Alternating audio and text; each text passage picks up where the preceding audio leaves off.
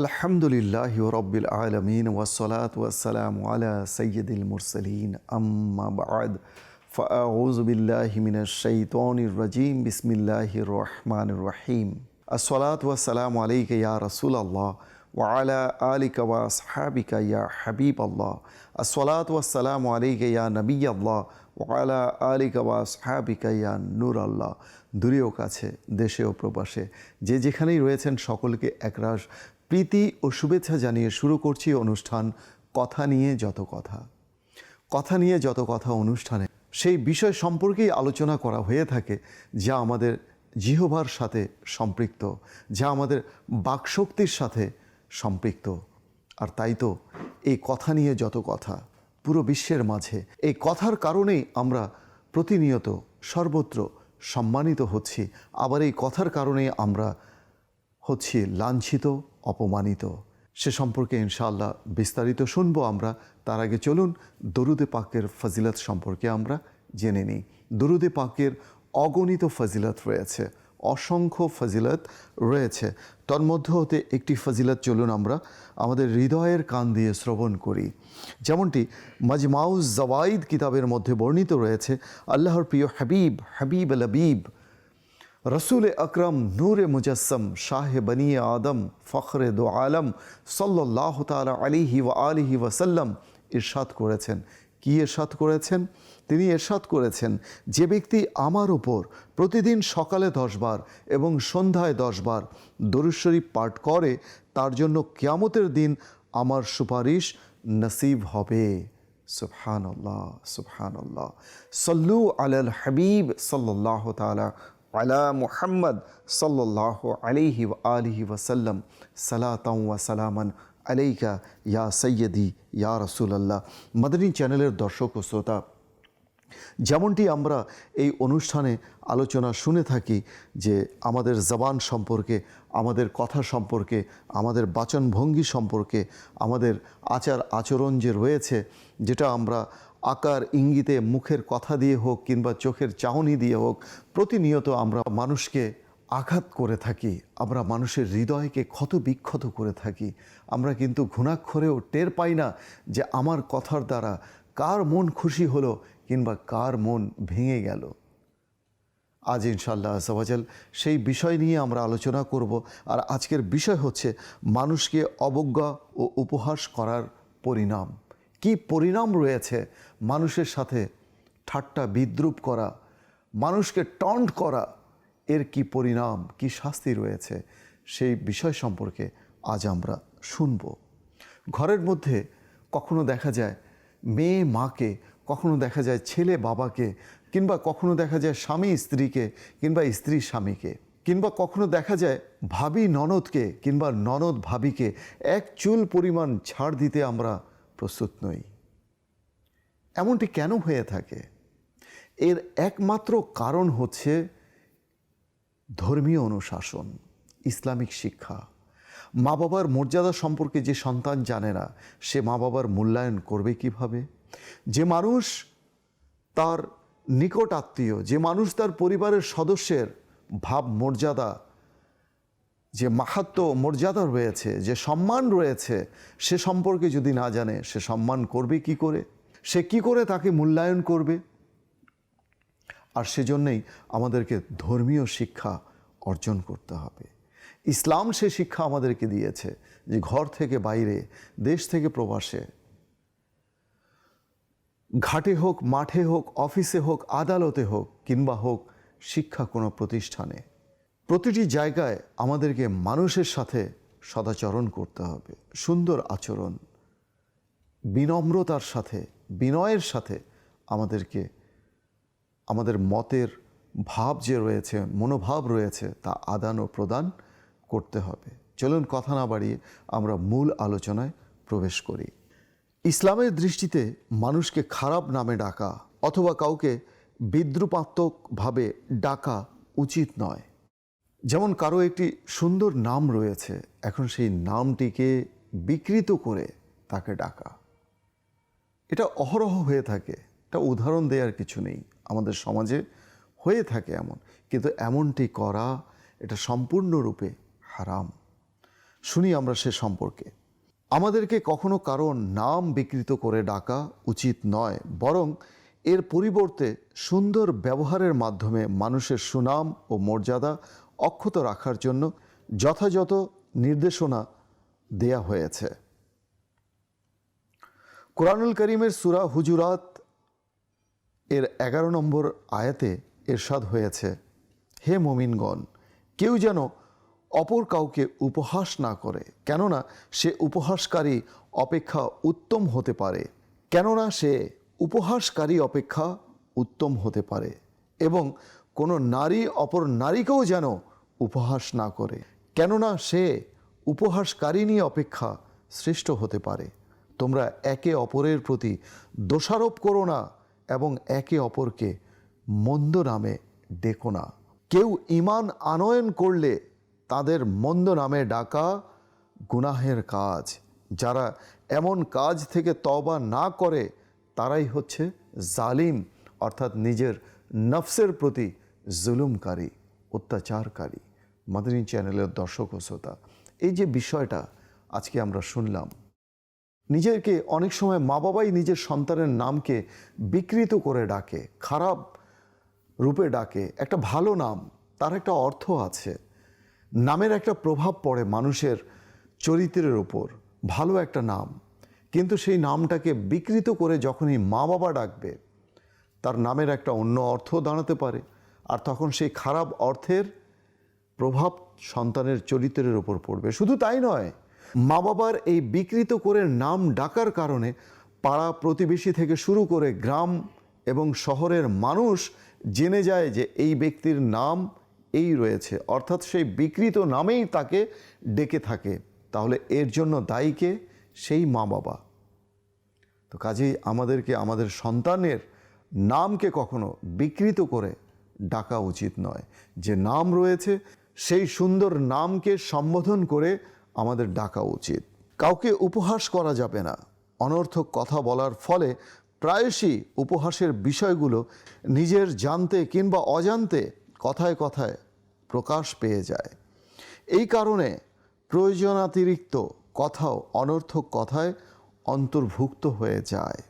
সাধারণ কথা থেকে টেনে শয়তান গুনাহের দিকে কখন যে নিয়ে যাবে তার টের পাওয়াও দুষ্কর হয়ে যায়। সিধে সাদা ও সরল প্রকৃতির কিছু মানুষ সকল কালে সকল সময়েই সমাজে থেকে থাকে। এদেরকে নিয়ে কিছু মানুষ হাসি তামাশা করে থাকে। বিষয়টা এমন যে এই সরল সোজা মানুষেরাই যেন একটা কৌতুক ও হাসি তামাশার বিষয়বস্তু। কিন্তু কথা হলো, সেই কৌতুক যদি এই পরিমাণে সীমাবদ্ধ হয় যাতে করে সেই ব্যক্তি খুশি হয়ে যায়, তাহলে তো তা আপত্তিকর নয়। পক্ষান্তরে এই হাসি তামাশা ও কৌতুক যদি তাকে অতিষ্ঠ করে তোলে, তার মনে কষ্ট দিয়ে দেয়, তার মনকে খণ্ড বিখণ্ড করে, তার অন্তরে কষ্টের কারণ হয়ে যায়, খারাপ লাগে, তাহলে এমত অবস্থায় উক্ত কৌতুক বা রহস্য কিংবা হাসি তামাশা অনেক বড় গুনাহের কারণ হয়ে যাবে। এই জাতীয় ঠাট্টা মশকরা নিঃসন্দেহে নিন্দনীয় ও বর্জনীয়। সমাজে আমরা অনেকেই ঠাট্টা মশকরা করে থাকি। ঠাট্টা মশকরার ছলে মানুষকে বিভিন্নভাবে হেয় প্রতিপন্ন করা হয়, আর এটা বিশেষ করে বন্ধু বান্ধবের মহলে চলে থাকে। আর সেই বন্ধু কেমন বন্ধু? যে বন্ধুকে অপমান করে থাকে, যে বন্ধুকে হেয় প্রতিপন্ন করে থাকে, ছোট করে থাকে, সে বন্ধু কেমন বন্ধু? আর আমরা তাদেরকেই বলে থাকি বেস্ট ফ্রেন্ড। অর্থাৎ the definition of best friend we don't know.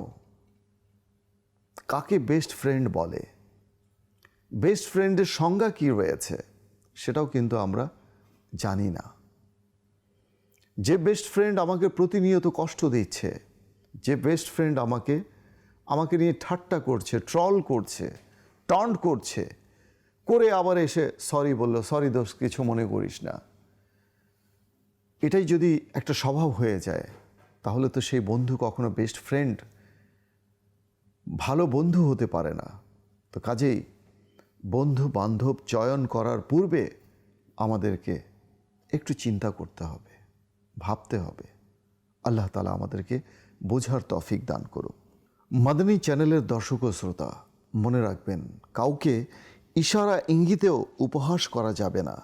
কারো কথাবার্তা, চাল চলন বা গঠন প্রকৃতি নিয়েও টিকা টিপ্পনি মারা কিংবা হাসাহাসি করা, যার কারণে সে কষ্ট পায়, এমন কাজ করা হারাম এবং জাহান্নামে নিয়ে যাওয়ার মতো কাজ। কখনো কখনো বন্ধুদের মজলিসে পরস্পর হাসি মশকরাও হয়ে থাকে, যাতে এ কথা নিশ্চিত হয় যে এর দ্বারা কোনো সাথী মনে কষ্ট পায় না এবং ওই সব কথায় কেউ অপমান বোধ না করে নিশ্চিত হওয়া যায়, তাহলে তা বৈধ।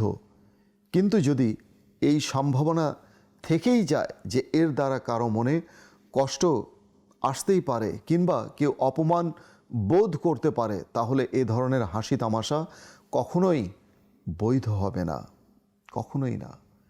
এজন্যই তো বলা হয়েছে যে ভাবিয়া কহিও কথা, কহিয়া ভাবিও না। আমরা অনেক সময় বলে ফেলি, মুখ ফসকে আমাদের কথা মুখ থেকে বের হয়ে যায়, হাসি তামাশা রসিকতা আমরা করে ফেলি। পরবর্তীতে কিন্তু যখন বিবেক আমাদের যখন জাগ্রত হয়ে যায়, মুহূর্তেই আমরা ভাবি যে হায় হায়, কি করলাম আমি তাকে অপমান করলাম, আমি তো তাকে লাঞ্ছিত করলাম এই হাসি তামাশার মাধ্যমে। তখন তো যা হবার ইতিমধ্যে হয়েই গেছে, ঘটেই গেছে কাজ। যে শুনেছে সে তো মনে কষ্ট পেয়েই গেছে, আর কি করা। এখন অগত্যাই তার কাছে ক্ষমা চাইতে হবে, এছাড়া তো আর কোনো কাজ নেই, কোনো উপায় নেই। ক্ষমা চাইতে হবে। ক্ষমা করার পরেও কিন্তু মানুষের অন্তরে একটা রেশ কেটে যায়, ওই যে কষ্টের বেদনার যে একটা রেশ রয়েছে, এটা কিন্তু থেকেই যায় যদিও সেই ব্যক্তি ক্ষমা করে দেয়। কিন্তু এই জন্য আমাদের হাসি তামাশা করার ক্ষেত্রে শতবার ভাবতে হবে। এমন হাসি তামাশা করা যাবে না যার অনুমতি শরিয়ত আমাদেরকে দেয়নি। মাদানী চ্যানেলের দর্শক ও শ্রোতা, মনে রাখবেন, যারা অন্য কারো উপহাস করে তারা তো এই উপহাস করেই ফেলে, কিন্তু তাদের পরিণাম খুবই ভয়াবহ। আখিরাতে তাদের সাথেও এ ধরনের উপহাস করা হবে। জান্নাতের দরজা খুলে তাদেরকে জান্নাতের দিকে আহ্বান করা হবে, কিন্তু তারা যখন এগিয়ে এসে দরজা দিয়ে ঢুকতে যাবে, ঠিক তখনই দরজা বন্ধ করে দেয়া হবে এবং তারা ফিরে যাবে। এরপর পুনরায় দরজা খুলে তাদেরকে আহ্বান করা হবে। আবার যেই মাত্র তারা এগিয়ে এসে ঢুকতে যাবে, তখনই দরজা পুনরায় বন্ধ করে দেয়া হবে। এভাবেই তার সাথে বারবার বারবার উপহাস করা হবে। এক পর্যায়ে সে নিরাশ হয়ে আর জান্নাতের দিকে যাবে না। এই শাস্তি এজন্যই হবে যে সে দুনিয়ায় তার কথাবার্তার মাধ্যমে অন্যকে উপহাস করে কষ্ট দিয়েছিল। এখন দেখো মজা, কেমন শাস্তি। জান্নাতে বারবার ডাকা হবে আর বারবার তাকে প্রত্যাখ্যান করা হবে। এজন্যই সাবধান হওয়া উচিত। যে কোনো কথা বলার আগে ভেবে চিন্তে, খুব সতর্কতা অবলম্বন করে আমাদের কথা বলা উচিত। মাদানী চ্যানেলের দর্শক ও শ্রোতা, অনুরূপ একটি হাদিসে এসেছে, জনৈক ব্যক্তি রাসূলুল্লাহ সাল্লাল্লাহু আলাইহি ওয়াসাল্লামের কাছে এসে আরজ করলেন, জিয়া রাসূলুল্লাহ, আমাকে একটি উট দিন, একটি উট দান করুন। তদুত্তরে আল্লাহ নবী সাল্লাল্লাহু আলাইহি ওয়াসাল্লাম ইরশাদ করলেন, তোমাকে আমি উটের একটি বাচ্চা দেব। তদুত্তরে লোকটি বলল, হুজুর, আমি তো বাহনের উট চেয়েছি, বাচ্চা দিয়ে আমি কি করব? রাসূলুল্লাহ সাল্লাল্লাহু আলাইহি ওয়াসাল্লাম ইরশাদ করলেন, বাহনের উপযুক্ত বড় উটটিও তো কোনো না কোনো একটি উটনির বাচ্চা। সামান্য সময়ের জন্য রাসূলুল্লাহ সাল্লাল্লাহু আলাইহি ওয়াসাল্লাম লোকটির সাথে রহস্য করলেন, কিন্তু এতে কোনো অসত্যের আশ্রয় নেওয়া হয়নি এবং কাউকে কষ্টও দেয়া হয়নি। এসব অবশ্যই বৈধ, তবে এমন বৈধ কৌতুকও মাঝে মধ্যে হয়ে গেলে মন্দ নয়, কিন্তু নিয়মিত এতে লিপ্ত হয়ে যাওয়াটা কারোই কাম্য নয়। মাঝে মধ্যে হলে ভালো, তবে অবশ্যই মনে রাখতে হবে যে এসব কৌতুক ও রহস্যের মাঝে, ঠাট্টা তামাশার মাঝে, আমরা যে প্রচলিত অর্থে যে ঠাট্টা তামাশা করি, এগুলোর মধ্যে মিথ্যা এবং বিভিন্ন ধরনের গুনাহের কাজ এর মধ্যে অন্তর্ভুক্ত থাকে, তা যেন না থাকে।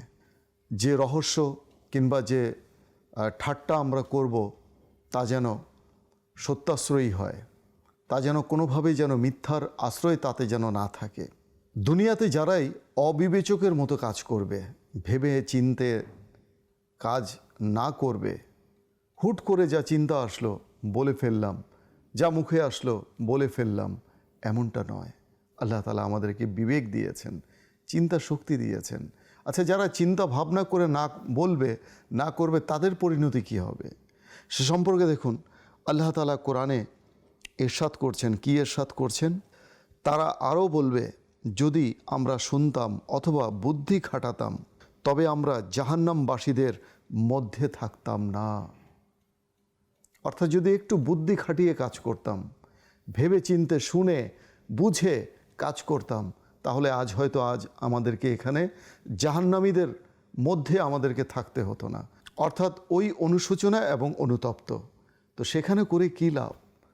যা কিছু অনুতপ্ত হওয়ার, অনুশোচনা করার এই দুনিয়াতেই করতে হবে। আর যারা এই দুনিয়াতে করে নেবে অনুশোচনা, অনুতপ্ত, তারা কিয়ামতের দিনে আল্লাহ তাআলা তাদের এই অনুশোচনা, অনুতপ্তের কারণে হয়তো তাদেরকে বেহিসাব মাগফিরাত করে দেবেন। আল্লাহ তাআলা আমাদেরকে বোঝার তৌফিক দান করুন। আজকে সমাজে আমরা যারা এই ঠাট্টা করি, বিদ্রূপ করি, উপহাস করি মানুষের সাথে, অপরিচিত মানুষের সাথেও প্র্যাঙ্ক করতে আমরা দ্বিধাবোধ করি না। আজকাল একটা নতুন একটা শব্দের একটা ট্রেন্ড চলছে, তা হচ্ছে প্র্যাঙ্ক। এই প্র্যাঙ্ক থেকেও আল্লাহ তাআলা আমাদেরকে, মুসলমানদেরকে হেফাজত করুক। যার সাথে প্র্যাঙ্ক করা হয়, ঠাট্টা করা হয়, একবার কি ভেবে দেখেছেন তার অন্তরের অবস্থা কি হয়? সে কি কষ্ট পায় নাকি কষ্ট পায় না? আপনার এই প্র্যাঙ্ক করে আপনি তো আনন্দ করছেন, সেই বেচারা মনে কষ্ট পেয়েছে, কিন্তু এই দুনিয়ার আনন্দ কাল কিয়ামতের দিনে আপনাকে জাহান্নামের মধ্যে নিয়ে যাবে। জাহান্নামের মধ্যে, সেখানে গিয়ে আপনাকে অনুতপ্ত হতে হবে, অনুশোচনা করতে হবে, সেখানে কান্না করতে হবে। তো প্রিয় ভাইয়েরা এবং মাদানী চ্যানেলের দর্শক ও শ্রোতা, এই দুনিয়ার হাসি, দুনিয়ার আনন্দ যেন কাল কিয়ামতের দিনে বেদনা এবং শাস্তির কারণ না হয়ে দাঁড়ায়। একটু ভেবে চিনতে ঠাট্টা করুন, মশকরা করুন, যাই করুন না কেন, সেটা যেন কারোর মনে কষ্ট না লাগে এবং তার মাঝে মিথ্যার কোনো আশ্রয় যেন না থাকে। আল্লাহ তাআলা আমাদেরকে বোঝার তৌফিক দান করুন। মাদানী চ্যানেলের দর্শক ও শ্রোতা, সময় একেবারেই শেষ। দেখা হবে পরবর্তী পর্বে নতুন কোনো বিষয় নিয়ে। সে পর্যন্ত ভালো থাকুন, সুস্থ থাকুন, দেখতে থাকুন মাদানী চ্যানেল বাংলা। সাল্লু আলা হাবিব সাল্লাল্লাহু তাআলা আলা মুহাম্মদ সাল্লাল্লাহু আলাইহি ওয়া আলিহি ওয়াসাল্লাম।